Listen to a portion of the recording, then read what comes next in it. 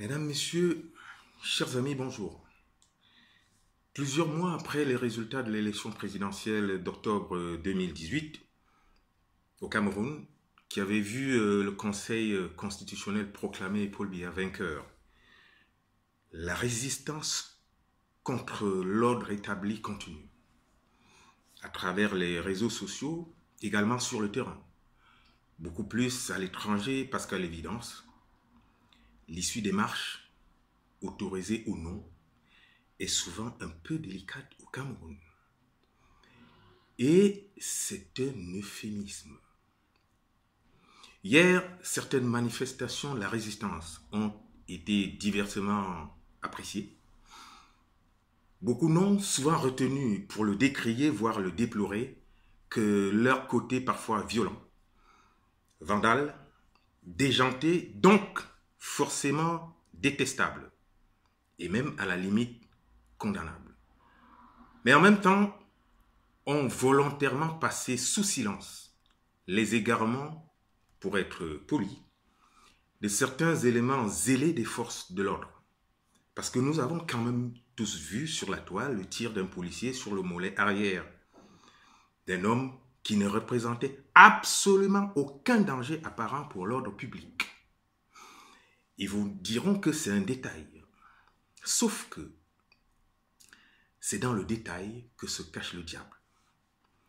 De plus, les mêmes refusent toujours de comprendre que certains aspects de cette résistance, certes frisant parfois l'oliganisme, étaient aussi des cris de rage et de douleur d'une frange de Camerounais en colère, qui se sont fait les voix des sans-voix, les voix de ces centaines de milliers, voire plus, de ces Camerounais qui souffrent en silence et qui ne demandent qu'une chose, une seule: pouvoir également vivre convenablement des ressources de leur pays qu'une minorité au pouvoir a confisquées pour sa jouissance exclusive. Eh bien, ces Camerounais en colère, eux, parlent d'une révolution naissante. La révolution, presque tout le monde en parle, mais tout le monde ne met pas forcément les mêmes mots et le même esprit derrière et à l'intérieur du mot révolution. Nous en parlons, nous aussi, dans ce 32e numéro de l'éveil des consciences. Et pour en parler, je vais commencer par souligner les actions de quelques hommes qu'on peut considérer comme des lumières qui doivent éclairer nos esprits vaporeux, réveiller nos consciences endormies, voire ankylosées, et toucher nos cœurs, visiblement enveloppés d'un égoïsme aux conséquences effroyables, sur le devoir de solidarité que nous avons vis-à-vis des couches de population les plus défavorisées. D'abord, celle de Paul Kagame, le chef de l'État rwandais, considéré par beaucoup comme un modèle en matière de bonne gouvernance. En réalité, il est beaucoup plus que cela. Probablement aidé par les traumatismes d'une sale guerre, Paul Kagame a pu se construire l'un des meilleurs esprits de gouvernance, au bénéfice du Rwanda et des Rwandais. Il y a dans cet esprit un mélange de révolte, de détermination, de culture du défi, celle du travail bien fait, de la probité. Il y a davantage le patriotisme, cet amour indécrottable pour sa patrie. Et puis, il y a une vision.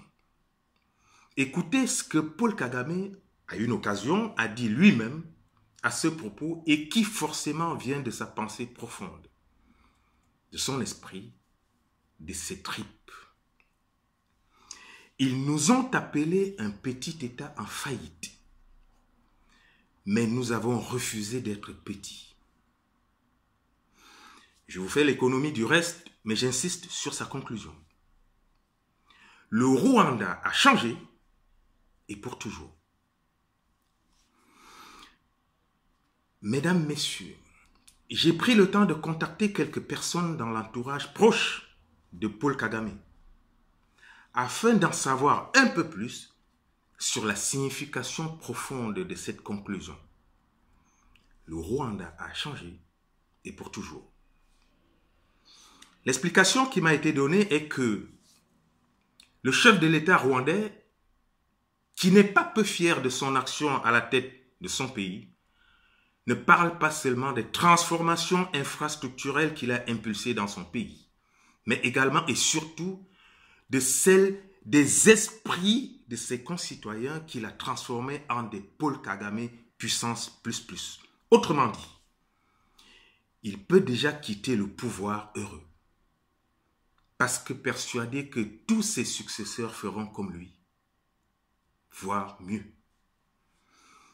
Cela me fait penser à un autre homme, Jerry Rawlings, qui, dans son pays, le Ghana, en matière de révolution des mentalités, en a tracé les sillons qu'empruntent depuis lors tous ses successeurs pour le plus grand bonheur des Ghanéens. Thomas Sankara, le Burkinabé, s'était engagé dans cette voie, mais les forces du mal l'ont abattu en plein envol. Nous suivons avec un intérêt particulier l'esprit et la vision patriotique avec lesquels Félix Tshisekedi entame son mandat de président en République démocratique du Congo. Mais qu'est-ce que ça fait plaisir à voir et à entendre. Pourvu seulement que le fruit tienne la promesse de cette très belle fleur. Voilà l'esprit qu'il nous faut installer dans les consciences, les cœurs, les âmes de ceux qui nous dirigent ou sont appelés à nous diriger au Cameroun. Parce que c'est l'esprit qui construit le monde. Voilà à quoi doivent aboutir les transformations des esprits de nos décideurs. Parce que ce qui se passe au Cameroun dépasse toutes les imaginations les plus crépusculaires. Le cas de Alain Edgar Mbengo, pour se saisir de la dernière actualité au Cameroun, est des plus symptomatiques. Quand je vois toute la fortune qu'on a découverte dans ces multiples domaines qui sont eux-mêmes des milliards engloutis dans du marbre, lors des différentes perquisitions qui ont été effectuées et celles qu'on lui prête souvent à l'étranger, j'y crois pas. Rassurez-moi, chers amis, que je suis dans un mauvais rêve. Je n'ai pas envie de croire que ce grand commis d'État a pu faire ça. Non. Amasser une telle richesse sur le dos de la fortune publique, au moment où des centaines de milliers de compatriotes vivent dans ce que le programme des Nations Unies pour le développement appelle la misère absolue. Dites-moi, chers amis, que ce n'est pas vrai. Le plus effrayant est que c'est cet esprit criminel qui habite la plupart des hommes qui nous dirigent. Et c'est lui qu'il faut tuer pour le remplacer par celui des hommes cités en exemple un peu plus haut. Plus généralement, quelle différence y a-t-il entre nous, les Noirs, et les autres? L'anatomie, c'est la même chose. La couleur de peau, c'est une illusion d'optique. Les animaux ne distinguent pas forcément toutes les couleurs. Daltoniens pour la plupart. L'intelligence, nous sommes intelligents, nous aussi. Peut-être même beaucoup plus, aidés par l'abondance de notre mélanine.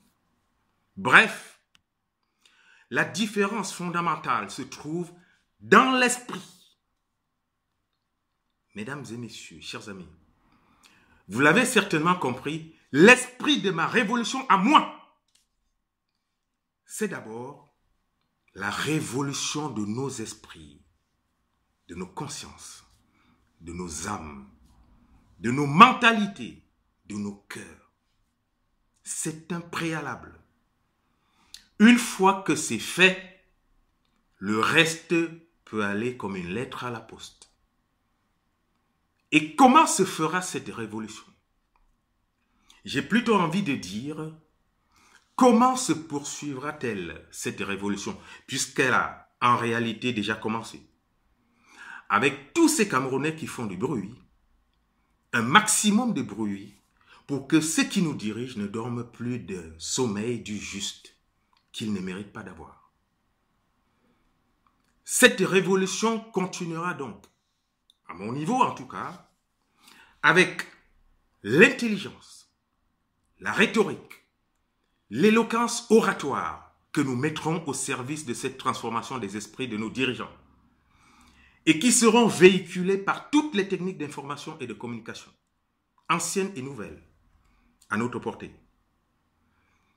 Nous utiliserons davantage le pouvoir de la presse audiovisuelle, qui a forcément un impact très important dans nos consciences. Précisément, la nouvelle télévision du Cameroun que je compte installer à Yaoundé. Et je vous promets, nous allons y arriver, sans injure, voire même avec une certaine élégance, dans le respect de la déontologie journalistique et des lois de la République. Ils vont changer leurs esprits, nos dirigeants d'aujourd'hui et surtout ceux de demain. Croyez-moi, ils ne résisteront pas longtemps aux pestilentielles odeurs de leur gestion désastreuse du pays, dont nous nous ferons le devoir de rapprocher au niveau de leurs narines. Même s'ils portent des masques à gaz, ils vont les sentir, ces odeurs insupportables, et réagiront à l'image du chien lorsqu'on lui fait manger sa merde. Nous serons tous des Jules Koum, des Bibi Ngota et tous les autres. Ils nous tueront tous. Peu importe, le combat continuera avec les autres. Ils ont physiquement tué Ateba Iyene. Mais ce vaillant combattant n'est jamais mort dans nos esprits. Mais la poursuite de cette révolution ne sera possible, chers amis, que grâce à votre soutien et à vos contributions qui, mises bout à bout, nous offriraient sans doute les moyens de bâtir la plus belle et la plus riche des chaînes de télévision au Cameroun. En termes d'africanisation et de camerounisation des contenus, d'images, de sons, de couleurs, de lutte contre les fake news et autres deepfakes, d'éveil de conscience, de révolution d'esprit et de mentalité. Et ce toilettage des esprits nous concerne tous, parce qu'il ne faut pas se le cacher. Nous ne sommes pas très différents de nos dirigeants quand nous ne faisons pas pire. Un peuple est souvent à l'image de ses dirigeants. Mais un peuple peut aussi fortement influencer l'esprit de ses dirigeants. Comment pouvons-nous influencer les esprits de nos dirigeants dans le sens de la marche vers le changement, vers le développement, lorsque nos consciences collectives semblent indifférentes et insensibles aux choses sérieuses, susceptibles de nous faire avancer? Comme mon projet de la NTC par exemple, mais beaucoup plus porté vers nos principaux opions. Si vous ouvrez le crâne d'un Camerounais, vous y découvrirez 3 choses. Les élucubrations footballistiques, les vapeurs alcooliques et les élévations interfessières. C'est pas moi qui le dis. Je cite l'artiste Eboalotine, de regretter mémoire. Si c'était d'actualité à l'époque, il aurait certainement ajouté la fémania et la prolifération des églises de réveil. celles au sein desquelles nous engraissons un certain type de pasteurs, grands bandits devant l'Éternel, qui nous promettent le bonheur absolu, en nous impressionnant par des mises en scène spectaculaires d'images de guérison, voire celle de la résurrection des morts. Lorsque nous ne passons pas le temps à nous réjouir des malheurs des autres, les vidéos que nous partageons le plus sont celles qui relatent des histoires de personnes qui se mettent à poil. Celles de clash aux fortes odeurs de sexe, de sang, de tuerie, d'argent sale, de trahison, d'appel à la guerre civile, de tribalisme nauséabond, de règlement de comptes, d'injures les plus putrides, parfois funestes, entre compatriotes. Le comble, c'est lorsque nous, les plus faibles, les veuves et les orphelins de la République, nous nous livrons déjà entre nous à de dangereux jeux de massacre dont le terrain de prédilection demeure les plateformes des réseaux sociaux.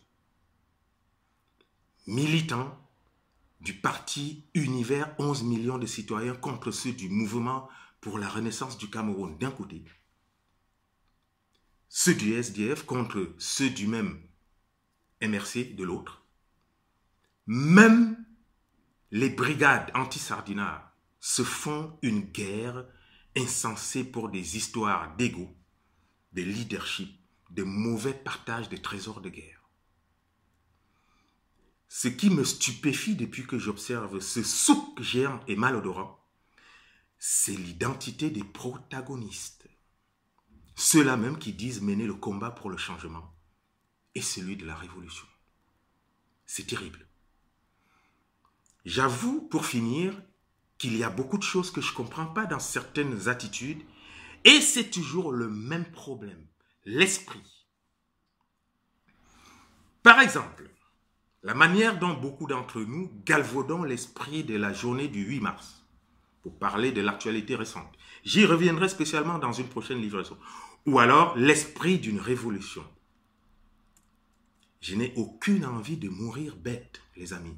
Quelqu'un pourra-t-il m'expliquer pourquoi des personnes se réclamant révolutionnaires se déchiquettent-elles autour des financements de leur combat? Il n'y a pourtant aucun mal à ce qu'une révolution soit financée. Au contraire, l'argent étant le nerf de la guerre. Non mais, je vous demande pardon les gars, si cet argent vous perturbe à ce point, venez me le donner. Moi, j'en ai besoin pour financer la NTC. Et je suis sérieux. Bonsoir. Bonsoir à tous.